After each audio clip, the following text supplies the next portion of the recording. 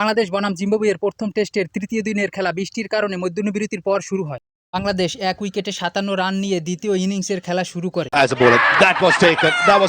দলীয় ৭৩ রানে মাহমুদুল হাসান জয় ৬৫ বলে ৩৩ রানে আউট। এটি ব্লিচিং মুজরাবানির দ্বিতীয় উইকেট শিকার। তবে নাজমুল হোসেন শান্ত ও মমিনুল হক দুজনেই সতর্কতার সাথে ব্যাট করেন। ২৪ ওভারে ২ উইকেটে বাংলাদেশের স্কোরবোর্ডে ১৭ রান। দলীয় ১৩৮ রানে মমিনুল হক ৮৪ বলে ৪৭ রানে আউট। ভিক্টর নিওসির প্রথম উইকেট ও জিম্বাবুয়ের তৃতীয় উইকেট শিকার।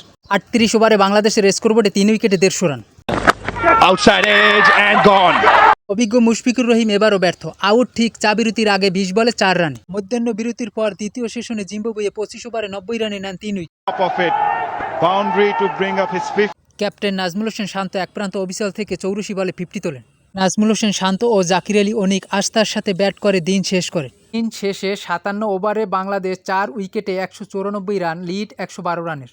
অধিনায়ক নাজমুল হোসেন শান্ত অপরাজিত ১০৩ বলে ৬০ রানে ও জাকির আলী অনিক ৬০ বলে ২১ রানে অপরাজিত।